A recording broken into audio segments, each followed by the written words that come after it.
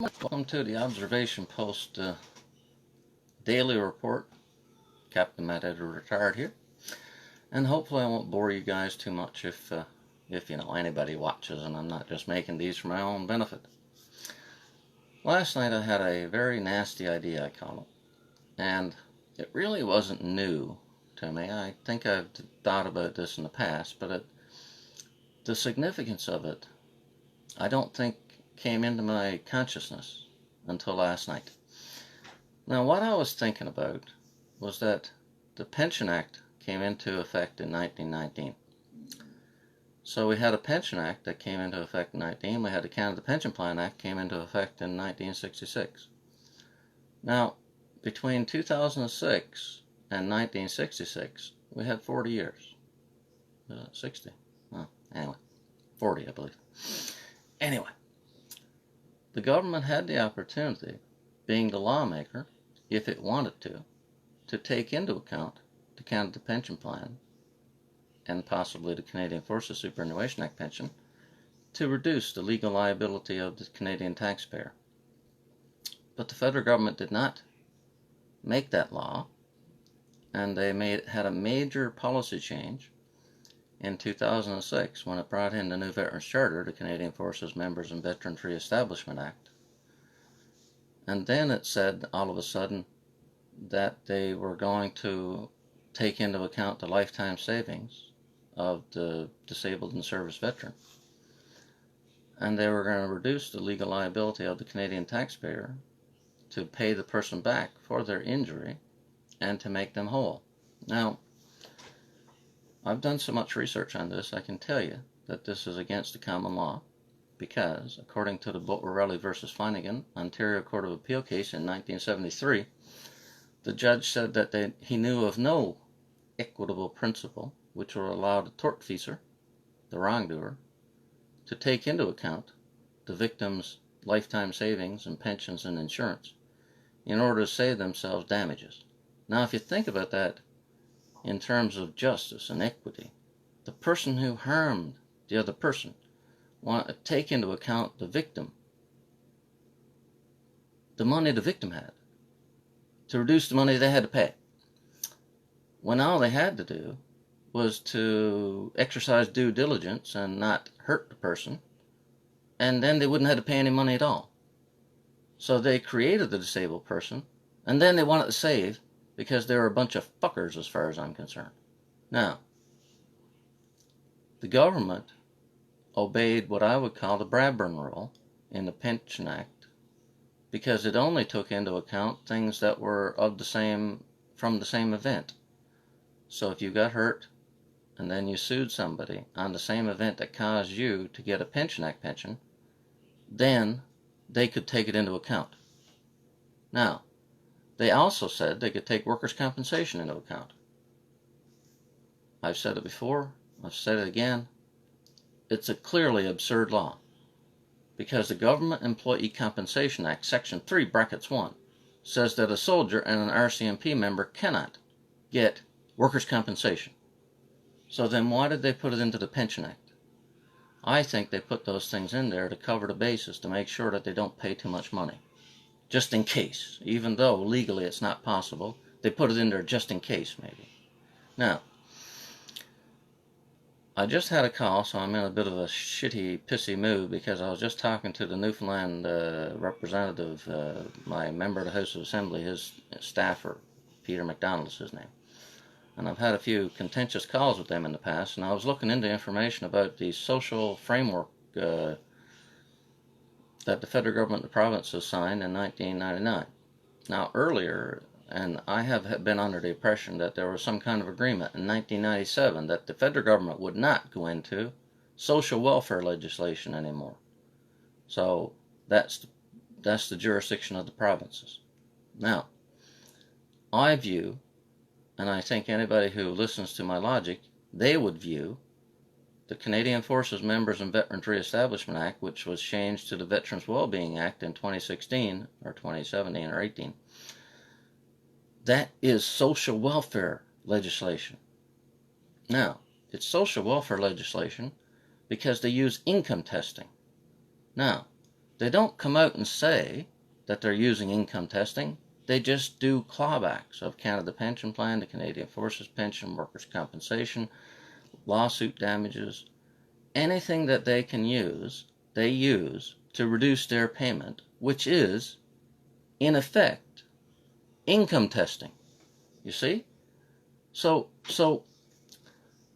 what I said to Peter McDonald, and I'm saying to you, and I've said it many times in the past few weeks doing these broadcasts, you have a healthy soldier who volunteered to risk life and limb for the nation, you and me and all the people living in it.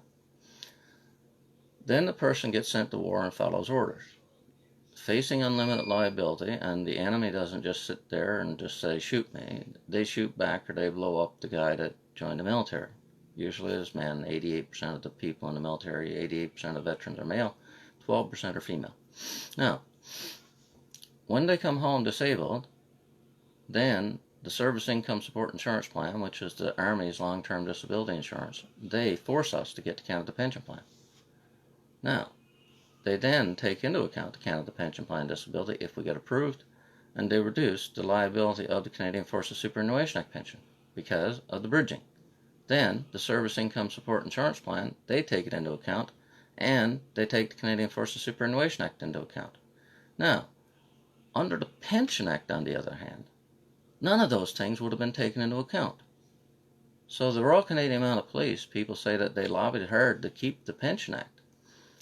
I don't think they knew about the legalities of it, that you're supposed to get your indemnity for your injury to make you whole, in addition to the non-indemnity and contributory pensions and insurance that you get.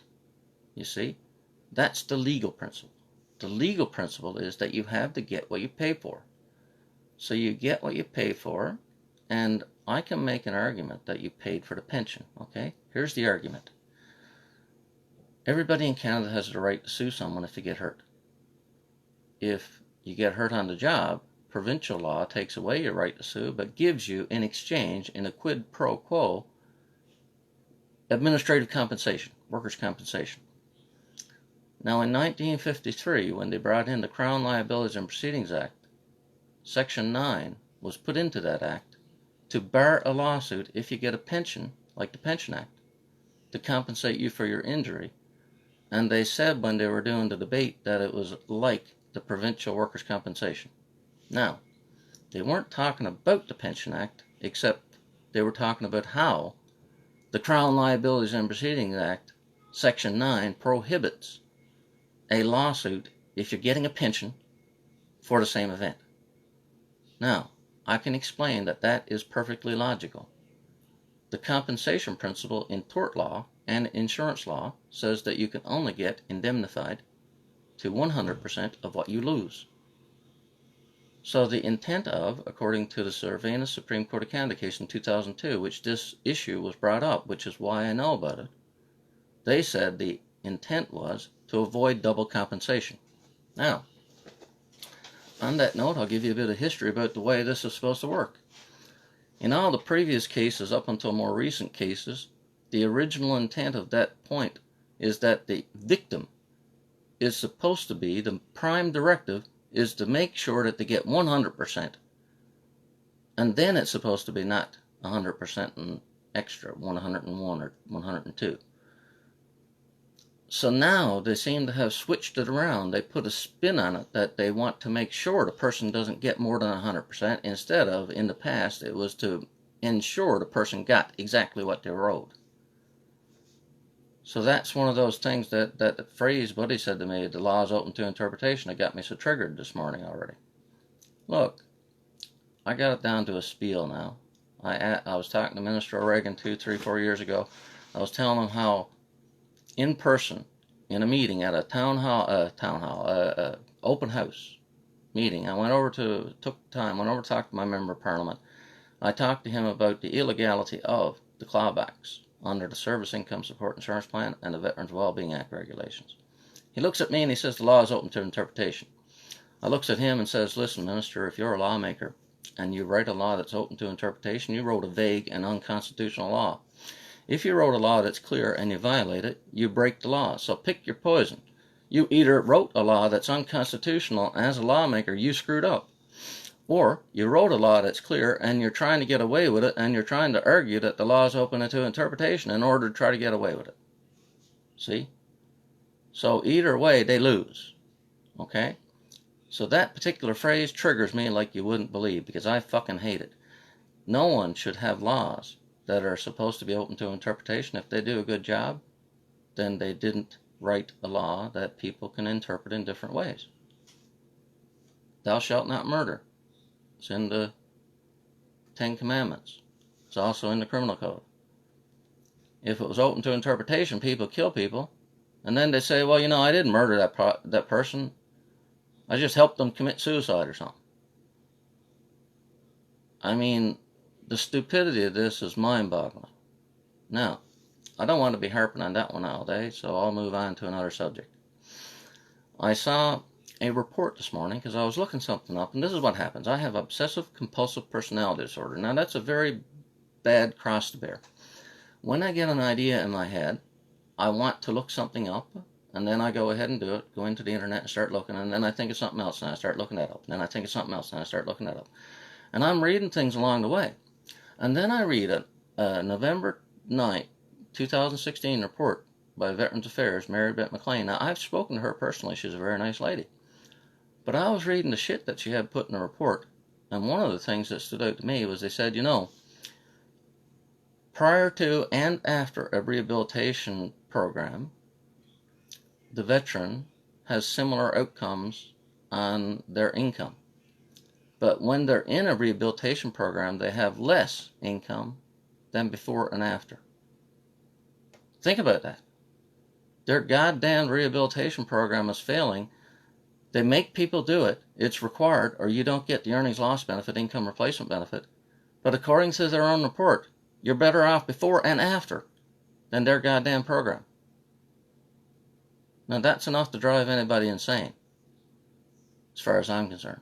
It's also probably why so many people are dying. 758 people in the rehabilitation program passed away between 2014 and 2018. That's a very scary statistic. I think we're very well within our rights. When they say you have to do rehabilitation, you tell them to go fuck themselves. You don't want to die under their programs, their concentration camp type thing. Fucking bullshit. Now, what should happen is it should be exactly like the Pension Act pension. You get injured, you get your payment to make you whole. They can't force you to do rehabilitation. That's not a failing under the Pension Act. That's a strength of the Pension Act. Okay? So, it's about intruding into your life, your privacy. Okay? You served your nation, you get injured. They should have to pay you to make you whole. And they don't need to know anything more than where your bank account is. Okay? As far as I'm concerned, that's it.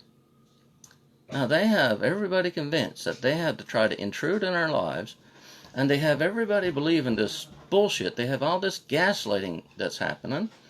And now, when a case manager has too many cases in their inventory, and then the government throws more workers at it, when what they should be doing is just paying people and not having the case managers and saving the money for the taxpayer and saving us the trouble and not having case managers at all. They didn't have them under the Pension Act. Why do we need them under the new Veterans Charter, the Veterans Wellbeing Act? Now, another thing that I saw there was that they were talking about more than half of the people getting earnings loss benefit weren't in the rehabilitation program. Now, I was shocked by this stupid statement because the intent of the earnings loss benefit in the 2006 Canada Gazette was, for the first 2 years, while you're in rehabilitation, they said they were going to pay earnings loss benefit to relieve the financial stress. But if you're determined to be totally and permanently incapacitated, then after 2 years, you don't have to do rehabilitation and you get the earnings loss benefit. Now, the people doing these reports seem to think that the earnings loss benefit is tied to the rehabilitation program forever, when the intent of the design was for 2 years only. Now, with that in mind, I have a point. The rehabilitation program for the Service Income Support Insurance Plan is 2 years. There's a vocational rehabilitation program. If you get medical release and you get put into both programs at the same time, is it 2 years plus 2 years, 2 years under the Veterans Affairs System, 2 years under the National Defense System, or is it concurrent and you can serve your sentence concurrently. I think it has to be concurrent because they said they were designing the earnings loss benefit to top up and to whatever, make it better, to make the system better. But I believe that they designed the system to rip off the SISIP program. Look, here's my working opinion, my hypothesis. 1999, they decided that they had to fix the split definition problem, where they didn't pay people their insurance between 1969 and 1999. Now, faced with the fact that they decided to make it automatic on medical release in 1999, they knew they had this payment that they had to make.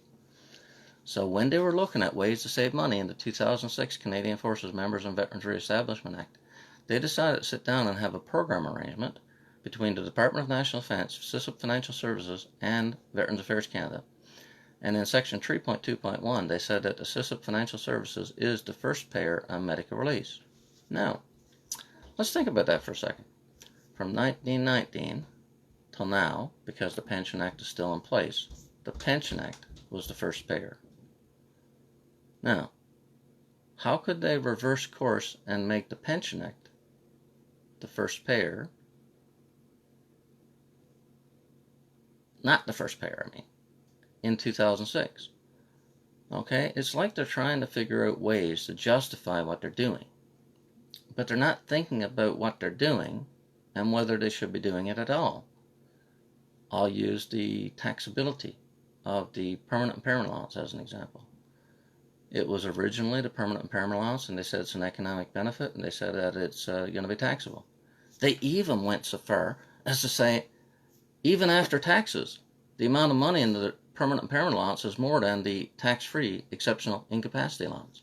They also put into the law that you can't get legally the exceptional incapacity allowance and the permanent impairment allowance at the same time. But I've been saying this for years. Look, they say the exceptional incapacity allowance is for 5 things. Okay? One of them is hardship and suffering, pain and discomfort, they said. Now, that means it's a non-economic benefit, and it happens to be tax-free. But then they said the permanent impairment allowance is an economic benefit, and they taxed it. But they compared it to an exceptional incapacity allowance, which was a non-economic pain and suffering award, which was tax-free. They're apples and oranges.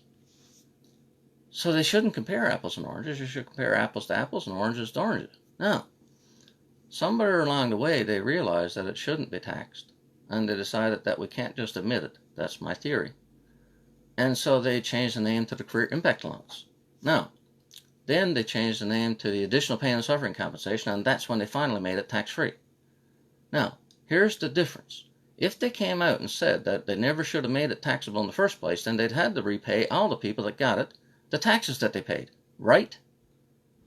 So my working theory is that these sons of bitches are trying to avoid having to repay taxes. That's what I sincerely believe. Now, if they can prove otherwise, go ahead.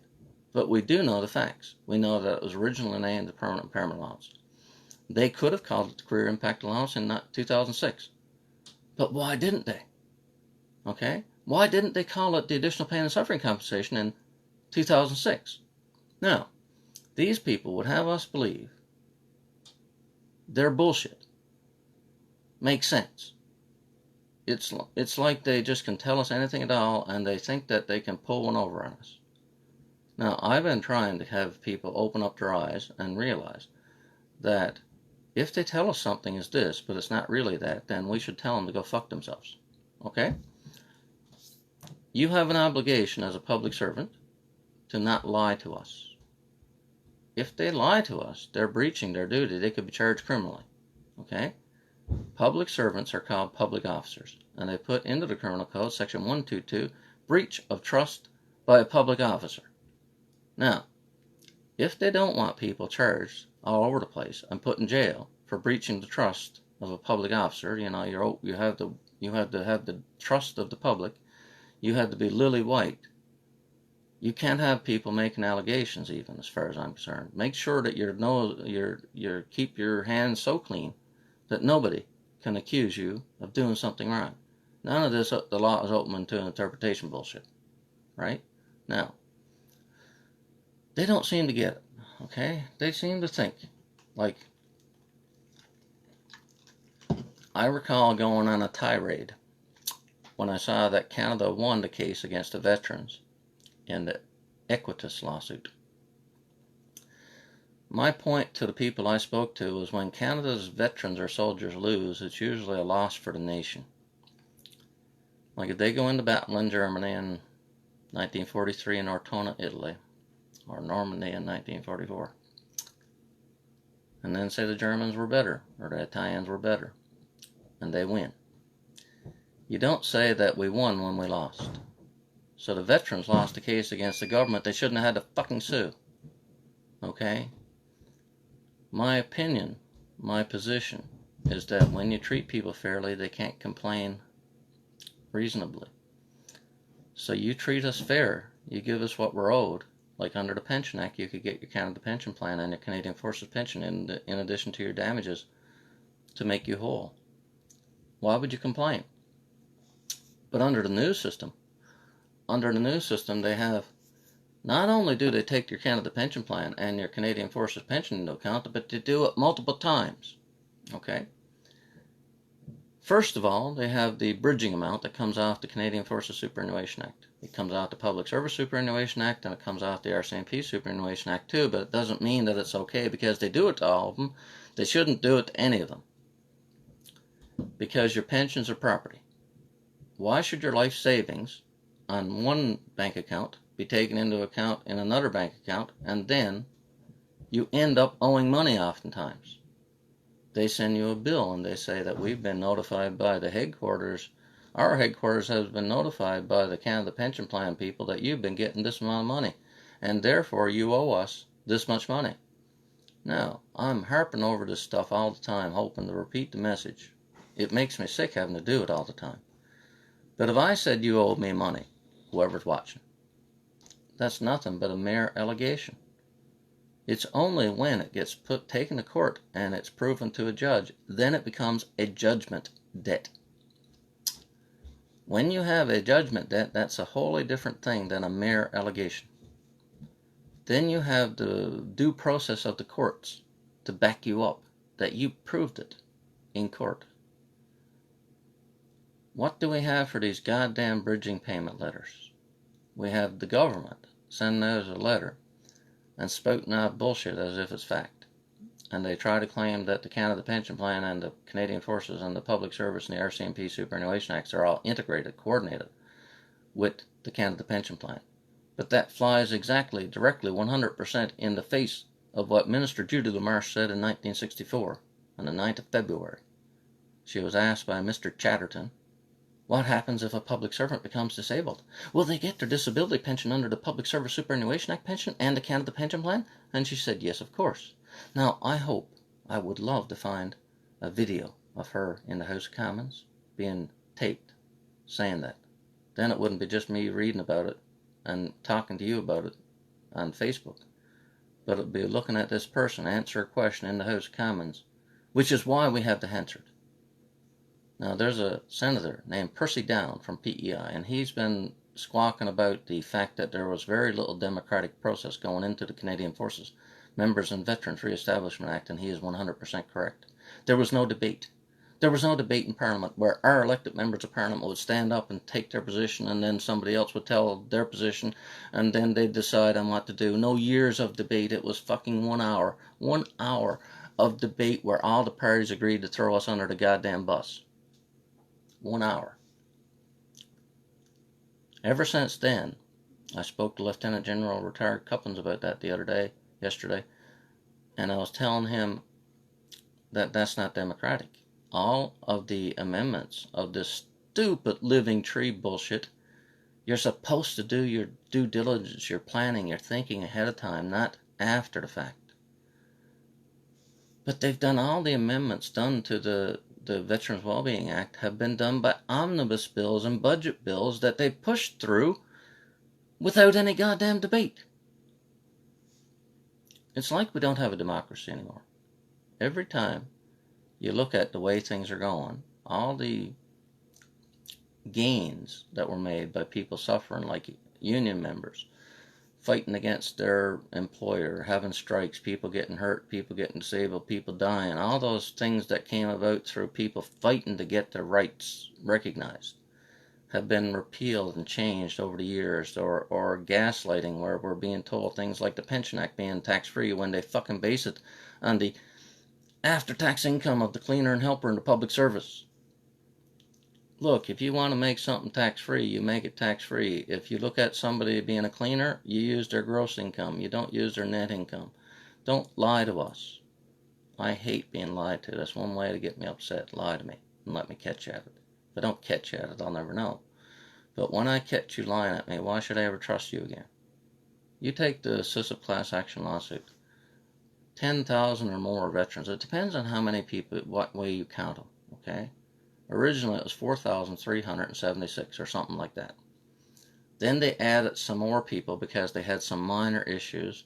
Then they added some more people, and then they were talking about 14,000 people instead of 4,300. Now, those people are proof we can't trust them, because they said they could take the Pension Act into account since 1976 until 2012 when the court said they couldn't. Now, all them years they were lying to us, saying they could do it, trust us, we can do it, when they couldn't do it. Now, people look at me, Dennis Manouche, for example, and says, how come if what you say is true that you don't have a lawyer yet? I haven't been trying that hard. I've been doing the political media thing and trying to shame them into it, but they have no shame. But even if I went to a lawyer, I called one lawyer at one point, because I have been trying a little bit. And I said, listen, I'd like to talk to you about the clawback of this from that. But he said, is it in the contract? I said, yeah. And then he hung up on me. Listen, I never got to talk to him and say, look, it's technically in the contract, but there was no negotiation. It's not like I signed it. It's not like I sat down at a table and I agreed to have this happen. The government shoved this down my fucking throat. So you cannot use that against me. It's not like normally, if you sign a contract or sign some kind of agreement, you try to say later that you don't want to go along with it, they'll say, look, your signature's here. You didn't have to sign it. And your signature is binding. And that's what I think the lawyer was thinking about. That contracts normally require negotiation and signatures. But there's no signature that's involved in the SISP case, the SISP contract.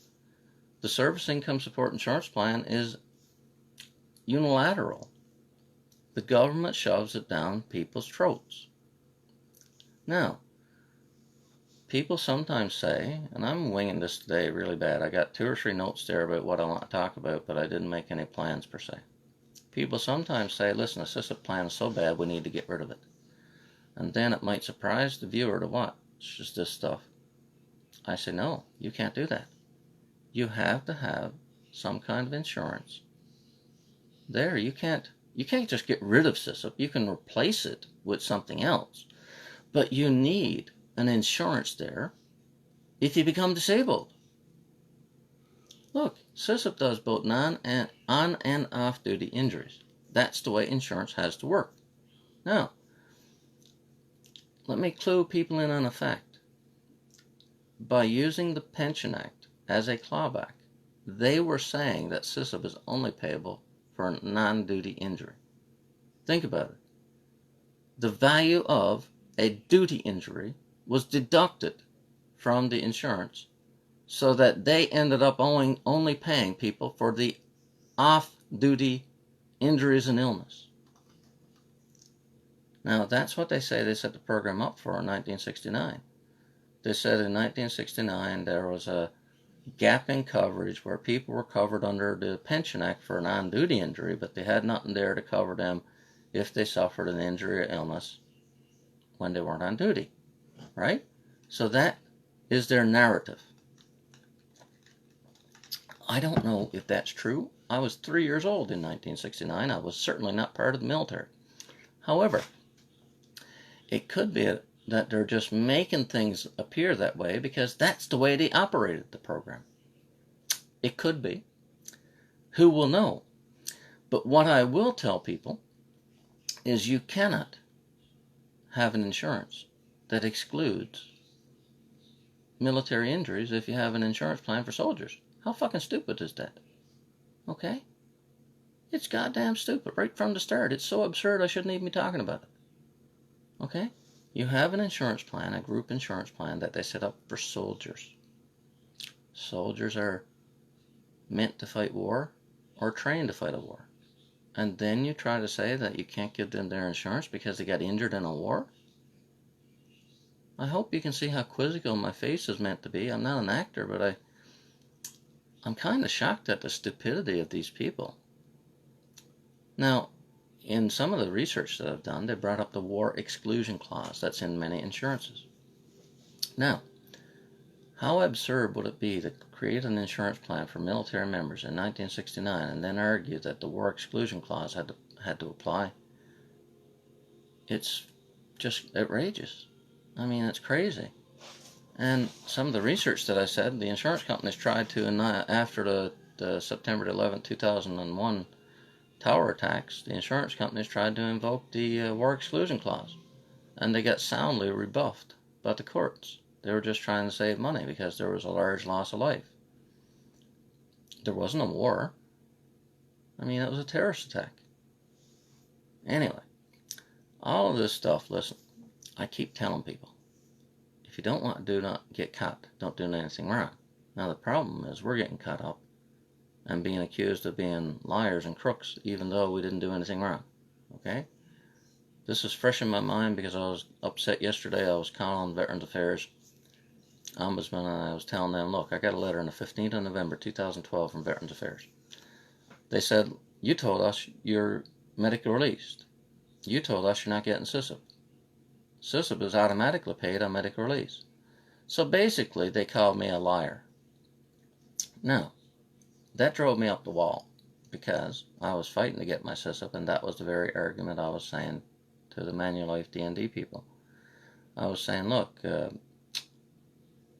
President Pierre LeMay, on this date, in this Senate Committee on National Defense and Veterans Affairs, he said that SISIP is automatic on medical release.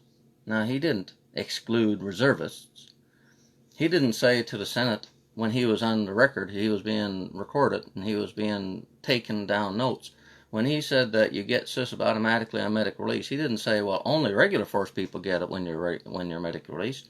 He said all people, and I said, you know, he's the president of SISIP, so I think you guys who work under the president should start listening to the boss.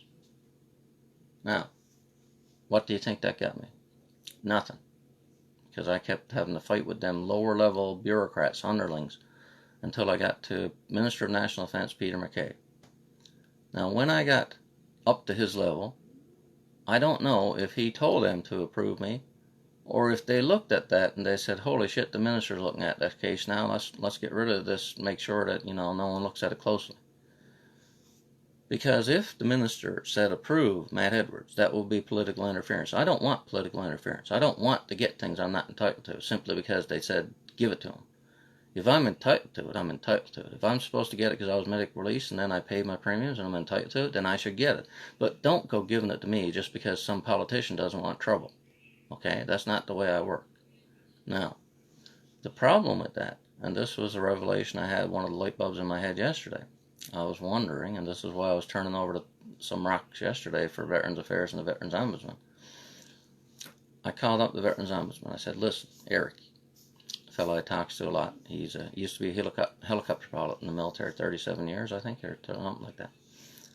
I said, look, Eric, I'm wondering, should I put in a new complaint or add this information to my old complaint?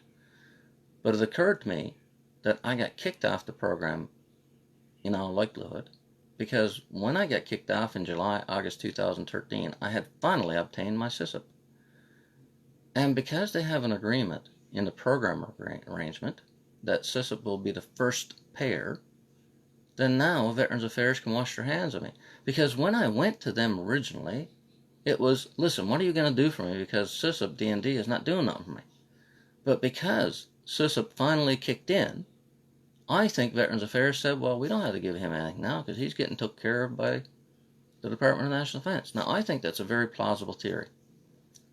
And the problem is that by not putting me in their system, it causes trouble.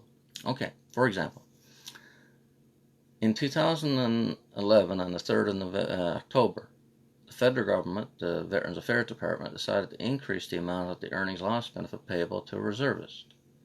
Now, under the SISIP policy and the Veterans Affairs policy from 2006 to 2011, it was 75% of a deemed $2,000. But the government, the federal government, is the lesser evil. D&D, SISIP, they're what I call the insurer from hell. Veterans Affairs, they're a little bit better. So the federal government decided this wasn't fair. So the Veterans Affairs Department decided to increase the payment to $2,700 multiplied by 75%, or $2,025 clear instead of 75% of $2,000, which is $1,500. Now, most people would say, good, you get more money. People like me say, how come you never put the cost of living factor on it from 1991 onwards? They're increasing the rate, but they never increased it before, and they never increased it after. If you look at, say, the exceptional incapacity allowance or the permanent impairment allowance that Veterans Affairs has, they have an annual increase for the cost of living. But under the SISIP program, the single rate used for a disabled reservist who has to be hurt on duty, recall, hasn't changed since 1991. That's a lawsuit asking, waiting to happen, okay? Because you can't say, okay, in 1991 you get injured, you get 75% of $2,000. 2020, 30 years later, you get injured, and they pay you 75% of $2,000. It ain't the same. It won't buy the same amount. It hasn't been adjusted for inflation. Okay? Do I really have to say how stupid this is? Now, they compounded the problem then, because in 2015, the government went a step further. The federal, the Veterans Affairs side, I keep saying the government as if the government's not SISIP 2, but the government is SISIP 2, D&D. So D&D kept their rate at 75% of $2,700, which they changed in 2012 in Bill C-55, where they changed the new Veterans Charter regulations, section 19B4. I got a head for numbers, okay? So in section 19B4, they put in there, you shall get a deemed rate of 75% of $2,700. But they didn't change the SISIP policy. So when I got approved in 2013, my rate was based on the new Veterans Charter, not the SISIP policy. Now that's one of the things that I've been trying to argue with them. When they try to tell me I shouldn't be part of VAC, I'm saying, listen here, I might have been on SISIP, but the rate that I was getting was based on the new Veterans Charter, which is Veterans Affairs law. So why are you not having me in your system? Now, if I want to be legal and technical again, I'll tell you about the Martin Supreme Court of Canada case in 2003.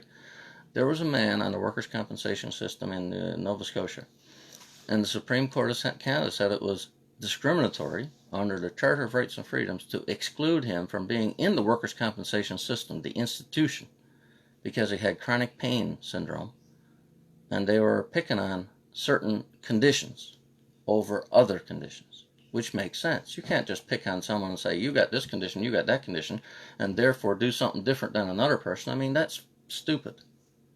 So the way I will put this, and the way I've been putting it and getting nowhere with the government, is that the principle applies the same with Veterans Affairs. You get medical release, you should be part of both Veterans Affairs and D&D, their programs, because you have to have access to both institutions. They designed the programs to work together, okay?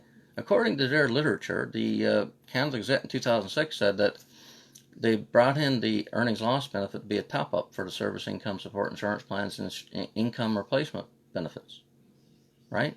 So the government's there telling us the pension for life is new, income replacement benefit is new, but if you look at the Canada Gazette like I have been doing, and you search the word income replacement benefit, and they were talking about this back in 2006, 14 years ago. Okay, they were talking about it in 2011 and 12 when they were bringing in Bill C-55. They were talking about it again in 2015 when they changed the rate for the reservists. They were talking about it again in 2016 when they brought in the 90%. And they were talking about it in 2018, income replacement benefit. See, what you call something doesn't really matter. It's what the benefit does. Okay? If you call it the income replacement benefit, or you call it XYZ or ABC or wherever, what you need to do is, what does it do? Okay? So let's look at the Canadian Forces Superannuation Act. What does that do? It provides a form of money after retirement that you save up from when you did serve, and you put money in the bank, and then you get that money back when you retire. Now, what does Canada Pension Plan do? It makes you save for your retirement. You put money away because they wrote a law to make you save, and then you get it back when you retire. Both of those are the same thing. What does a Service Income Support Insurance Plan do? SISIP pays as little as it can by taking into account whatever it can so that it can make a profit on our backs. That's the for-profit insurance model. Now, the question is, can they do it? Well, they are doing it, and many people say to me, and I can understand, because I used to think this way myself. Listen, Matt, if it's illegal like you say, how come they're doing it? Well, I said, they haven't been caught yet. They were doing it for the Pension Act from 1976 to 2012, and it took Dennis Mnuchin and his class action to bring them to their knees and make them pay up.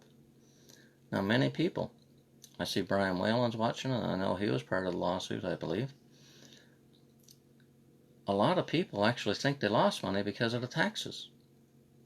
The people that were in the lawsuit got taxed out up the yazoo. Okay? So even if they didn't pay in more money than they got in their settlement, they certainly lost a good chunk of it. Okay? Now, with that in mind, and I was trying to think of things to have ideas on, even though I'm here talking like 45 minutes after I started. Taxes has been one of the big things that I've been trying to help people with. And over the years, I've had people send me their pictures of their income tax returns. Now, there was a lady in Quebec who was part of the SISIP class action lawsuit. Thomasina, something like that. Anyway, it appears to me, I can't be totally certain because it's been a while, but it appeared to me that she filled out a T1198 form, which is the form that you fill out for a qualifying retroactive lump sum payment.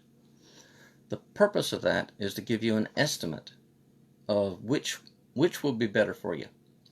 So CRA fills this out to people, and they say in scenario A, you would pay this much taxes, and in scenario B, you would pay this much taxes.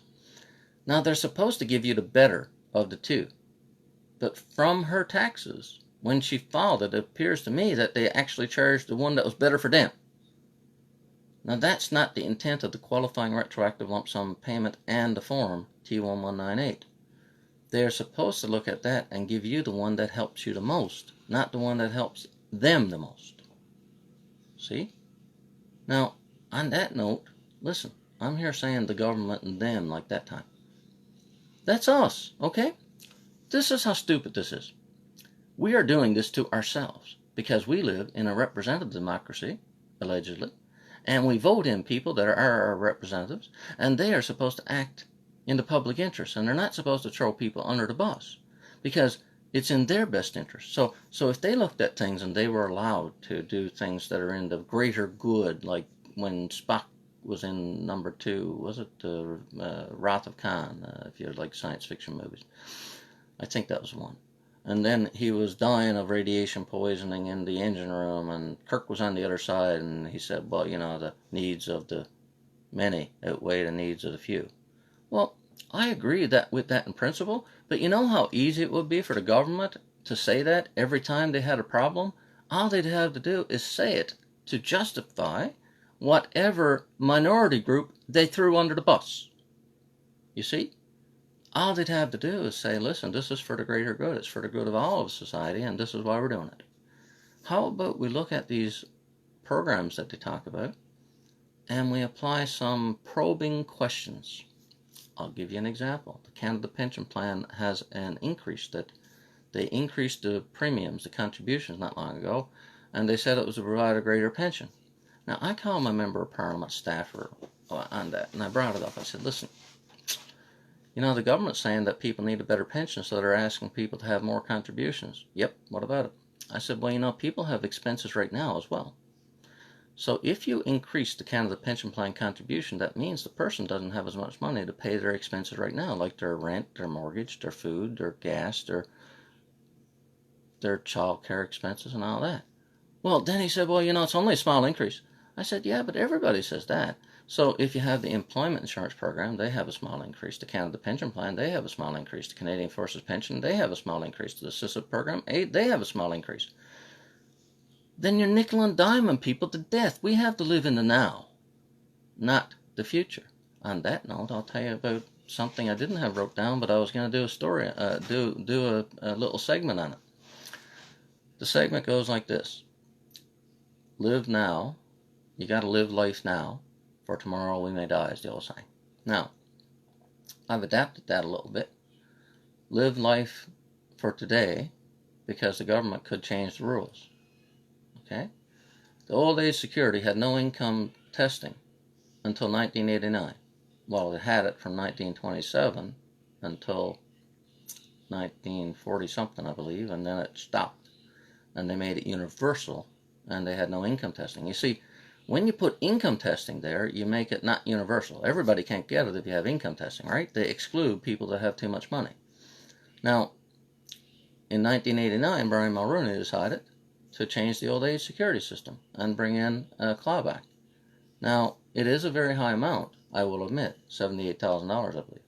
And you don't, that's when they start. And then they don't stop. You don't get any after like 130,000 or something like that. But my point is, by meddling with the system, they tell us that we can't trust them to keep their word. Because if they change it once, who says they're not going to change it again? They'd be much better off, I think, to stick with their plan and have a universal old age security system. Now, don't know if she'll like it, because I'll mention her, Jo Gunny-Gillan.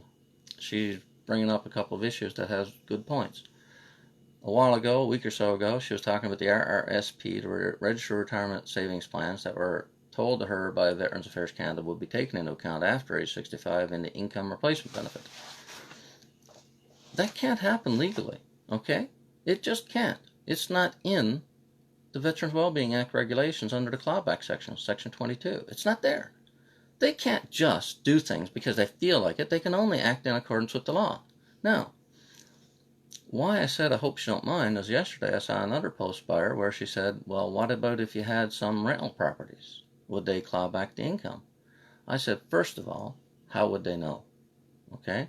It might sound bad, but unless you call your case manager and you say, listen, I got this rental property and I got income from it, how the fuck would they know? So don't go telling things that they don't need to. They don't need to know things. We have the right to silence, okay? And we have the right for them to respect our privacy. What in the name of Christ does a rental property income have to do with allowing them to save money to mitigate their damages to make you whole? It has nothing to do with it. It is irrelevant. It is moot. But that point about it not being listed in the Veterans Wellbeing Act regulations is also valid, okay? There's nothing in the Veterans Wellbeing Act regulations about rental property income. That's the thing about laws. You see, laws are supposed to be general. Regulations are supposed to be specific. So the law is speaking in broad terms. And the law is supposed to be to help people remedy problems. On that note, the way Veterans Affairs Home Act, the Veterans Wellbeing Act works, can anybody out there say that it's actually designed to help disabled veterans? Or is it designed to harm us? Okay? If you take into account, the Veterans Wellbeing Act takes into account the Canada Pension Plan, the Canadian Forces Pension and stuff. If it takes those things into account, and then it's doing it wrong, then haven't they harmed the veteran financially? I'll give you a psychological example from me. Last year I was down talking to a Veterans Affairs person before the COVID stuff came in, so I was in the office. I was talking to a case manager. I said, listen, one of the main things I got as a problem is the government is saying I never got hurt in service.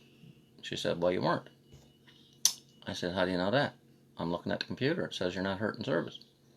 I said, listen, the computer might be an error. So it might have got deleted. It might have got not input by a case manager. So you're just telling me that I'm not hurt in service, even though it's not absolute. Like I said, I got the service income support insurance plan, and that is only paid to people like me, a reservist, when you get hurt in service. I had to fight with them from June of 2011 until April of 2013 to get it. So they didn't give it up willingly. And the fact that they paid it to me, and you can only get it when you've been hurt in service, I think that's pretty important information. And I said then, Veterans Affairs, when I didn't get any money from the Department of National Defense, I went to Veterans Affairs, and then you guys put me into the rehabilitation program. And then the rehabilitation record of decision, which is the letter I got on the 13th of November 2012, lists off 5 conditions caused by my Class A service: ADHD, OCPD, depression, anxiety, and vertigo. Now, Veterans Affairs and the Department of National Defense both said I was hurt in service. Then can you tell me how come the computer doesn't show that I was hurt in service? See, they're biased. If they limit the number of people that they pay, they save money. So the starting point is service attribution. Were you injured in service? That's a drop-dead issue at Veterans Affairs, right? You weren't hurt in service, you're not entitled to anything from Veterans Affairs. That's it. Their department is about disabled veterans. Now, after that, they try to save money on clawbacks to mitigate their damages, right? So first, they draw the line at were you hurt in service. Now, I've spoken of that before, but here's a major point as far as I'm concerned. I'm arguing this legal thing because it pisses me off when people do things. My OCPD, Obsessive Compulsive Personality Disorder. Let me tell you a bit about that. It's not the same as obsessive compulsive disorder. That's an anxiety disorder. One of these days, I think I'll look it up in DSM-5. Used to look up things in DSM-4. Not a doctor, I'm not a lawyer, but I can read all this stuff and I can understand most of it. And the thing about all these mental health issues is they put all this in there and they can get mixed up with other stuff, which is why, PTSD gets mixed up with mefloquine poisoning stuff sometimes. So, the thing about it is that, OCPD is about getting brutal honesty, personality. It's about how you are as a person, okay? So, I had to be right. Okay, if I'm not right, if I got a test wrong when I was in high school, if I did a test wrong, I'd study that one I got wrong to make sure I never got it wrong again. Okay, you want to be perfect. You want life to be perfect. You want everything to be black and white. If it's against the law, you don't do it. Right? You obey the law. It's about right and wrong, lawfulness, anal retentiveness. Right? It's about rigid application and stuff. Now, I don't think, sometimes I wonder if I really got it. The doctor that diagnosed me with it was a Sun Life independent medical exam in 2008 for my long-term disability on the CRA side. And I was down talking to this Dr. Kennedy fellow, and he said, sounds to me like you got obsessive compulsive personality disorder. I said, well, what's that, doc? Then they described it to me. I said, but it sounds like I got it to me. I said, that's the way I've been all my life. But it's not a disorder until it gets into interfering with your life, okay? So you could have a touch of it, and you're always wanting to be right, but until it gets to the point where it's overwhelming your life and stopping you from working and bugging the shit out of your family and stuff, well, it's just not the disorder part. It's OCP, I guess. But then when you get it to the point where, like I am, I can't hack this lying and bullshit to me. Like imagine being in my head, okay? You have the government lying to us and then telling us the truth. Now, there's an awful lot of anal retentiveness in OCPD and military people because people want to go by the regulations and the rules, okay? Military life is bound by rules. For someone like OCPD, that's perfect because you just obey the rules, you do your job, you do your service, you don't get in trouble. But we have the Queen's Regulations and Orders. We have the Defense Administrative Orders and Directives. We have the Canadian Force Administrative Orders. We have all these different things. We have the Base Standard Operating Orders, standard orders. We have the Company Standard Orders. All these things regulating our behavior. You see, that's one of the reasons why I get pissed off at Veterans Affairs looking at us like we're crooks. Look, I'm going to look it up exactly which one it is, but the Defense Administrative Orders and Directives says that you had to be of good character to be a soldier. Now, I served from 1999 to 2012. I never got court-martialed. I never got kicked out for dishonorable reasons. If I go to Veterans Affairs, they can assume that I am of good character. It is presumed. It is a fact. I can't say the same thing about them. Right? You go in there, you're a decent person, or you would have got kicked out of the military. They don't want to have people that are not good character running around with weapons. That's what it's all about. When I joined the military, they did a reference check, and they called my teachers, and I had been out of school since 1984, 15 years. I said the key three, which the CRA employee that was also in the Naval Reserve, HMCS Cabot, you know, the reserve station unit here in St. John's. And he looked at me and laughed. My son, he said, they're not worried about how long it's been. They want to know, they want to talk to people that knew you, saw you every day, and to see if you are okay to be handed a weapon. Oh, I said, well, that makes sense. Because I thought it was stale information. Why would they want to talk to someone who hasn't seen me in 15 years? But when people are in school, the teachers are sort of like the parent. It's called in loco parentis from my high school and my university education law class. You're in the place of the parent. So they see you a lot of the time, so they get to know people, right? So it's hard to hide things from teachers. So that's why they want to talk to my old teachers. Now, I mean, everybody who might have been in the military probably knows about that, or maybe they knew it and didn't think about it. But anyway, let me look at my notes here. I said I want to talk about the Pension Act, CPP, and the CFSA. Now, I'm not sure if I covered it right. Okay, here's what that nasty thing was, just to make sure, and especially if you just joined and weren't watching at the beginning.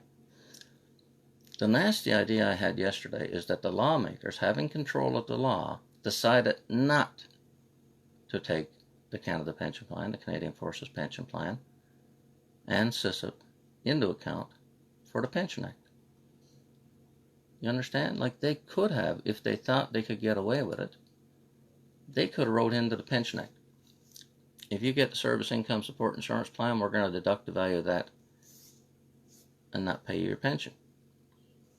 They could have, according to my theory, tried to say, listen, if you get the Canada Pension Plan or the Canada Pension Plan Disability, we won't pay you the pension. If you get the Canadian Forces Superannuation Act, we won't pay you the pension. Because that's what they do now, you see? So that's a major change in policy. The government had a policy of leaving you with your retirement pensions. And in 2006, they changed the policy and they did an about face. Now that's one of the things that we need to push them on. Where is the record of the parliamentary debate when they changed the policy 180 degrees from the Pension Act? And they decided under the new Veterans Charter to take into account the Canada Pension Plan, the Canadian Forces Pension Plan, and the Service Income Support Insurance Plan. Now on that last one, the really nasty point about that is it's not listed in the Veterans Wellbeing Act regulations. On the 18th of May 2012, around the time of the end of the CISIP class action lawsuit, Veterans Affairs passed a policy where they deemed CISIP to be a clawback. They don't get the right to make law. The people that work at Veterans Affairs weren't elected to be our representatives. If it's not listed in the Veteran Wellbeing Act regulations as a clawback, then you're shit out of luck. Now, the thing is, and as I speak, I'll elaborate a bit because it just occurred to me, their policy was merely a codification of the harmonization agreement where both the Veterans Affairs, the D&D, and the CISIP Financial Services people agreed to do it. So to them, it seems like, well, we agreed to do it, so what's the big deal? Well, the big deal is that in the common law, you're entitled to your non-indemnity and contributory insurance in addition to your damages. So if you said that the payment comes from Veterans Affairs, your damages, then you're also entitled to, legally, your money that you get in relation to your contract that you paid for. Like, I'll leave it at that because I'm tired of talking. But think about this, okay? If you were a member of the class action lawsuit where the Pension Act was being deducted from the value of your service income support insurance plan, think about the bottom line after the case. Forget about the reasons. What were you entitled to before? It was the SISA payment minus the value of the pension. After the case, what were you entitled to? You were entitled to your full Pension Act payment and your full SISA payment. Now, OCPD makes me elaborate on that because them sons of bitches at Manulife and SISA Financial and the Department of National Defense, they said in the affidavit that we're going to issue a refund after we take the other clawbacks into account. So they didn't just merely send out a check to the veterans because the Pension Act was ordered to stop. They actually had the gall to say we have to take the other clawbacks into account before we send out the money. It's like they have no conscience, okay? I said this before, I'll say it again. Does the Charter, Section 2A, which gives people the freedom to act on their conscience, also give the right to people not to have a fucking conscience? Because how can they look at themselves in the mirror when they do this to people? Right, I'm getting a bit dry and throat. I'm also getting a bit worked up here. They don't seem to think about the consequences. And as I keep talking, I keep thinking of something else, and it's making this broadcast longer. I don't want to be at this. Okay? I do not want to be doing this. I also don't want my country to fall further into anarchy. And we need people to stand up, to educate the public, and to put to rein these sons of bitches in. And it starts with ripples. Like I throw a rock in a pond and it creates ripples. If I tell you, you can talk to someone else, and then they can talk to someone else, and then all of a sudden everybody knows. That's what I'm trying to do. I want people to squawk, to complain when you have reason to complain. Don't go squawking if you don't have reason to complain. Keep your mouth shut. But if, for example, that you were in the SISA class action lawsuit and you get taxed at 110% marginal tax rate, I think you have the right to complain. I think you have the right to a remedy. You see? You have to get a remedy, a fix for a problem. You can't just say, like the government does with its going forward plan. When they find a problem, they always fix it on a going forward basis. Anybody ever notice that? Right? 2011, they made $2,700 times 75% for the reservist. They didn't fix it from 2006, going backwards. They only fixed it on a going forward basis. 2015, they decided to pay 75% to the part-time veteran. They didn't fix it going back to 2006. They only fixed it on a going forward basis. 2016, 90% earnings loss benefit. They didn't fix it going back to 2006. They decided to do it on a going forward basis. We got to rein that shit in. Let me tell you the legal principle, and then I'll shut up. Leave it at that. The legal principle is no one should profit from crime. When you do something wrong, you're not supposed to make a profit. If they should have paid a part-time reservist 75%, just like a full-time soldier when they get injured in service, you can't just say we're going to do it from now on. What about in the past? What about the people that didn't get their proper compensation? You know? Do they think we don't have brains? Do they think that it won't matter? Now, on that note, again, I wish I didn't know so much shit about this stuff. In the 2015 Canada Gazette on the 8th of April 2015, they said that only 2.5% of the Veterans Affairs population was reservists. Now, that is a very low statistic. It is not statistically significant, which would be 4%. But I would even though I'm using that against them, I would argue that their methodology was flawed. What they did was looked at how many people were getting a minimum earnings loss benefit, and they assumed that those were reservists. That's a dumb assumption to make. But the 2.5% is such a low number, it ought to be shocking. Okay? The reserves are about 50% of the military. There are 30,000 reservists and 60,000 Reg Force people. Now, if you look at a thing called the law of large numbers, it says that the bigger your group you got, the more it represents reality. So if you have about 50% of the people in one group and, 1/3 in one group, 2/3 in the other group, then that's pretty close. Then you should get roughly the same experience, claims experience, right? Now, I think I'm going to call it there because I'm worried. I'm going to try to slow these down. Maybe Tuesday and Thursday instead next week. And maybe that'll give me time to do a more professional production. One of the things I've been thinking about doing, and I have to try to figure out how to do this, is to not just me tell people about it, but if we had me talking over the evidence at the time, like if the picture was zoomed in on a certain document, and I was explaining the document with highlights on it and something like you see on the news. It's just that I don't have the technical expertise to do that. But I think what I'm doing is kind of like a reporter, okay? I'm reporting issues, and I hear stories, like Gary, who got shot in Afghanistan, developed stage 4 brain cancer, and then they cut him off because he couldn't participate in rehabilitation.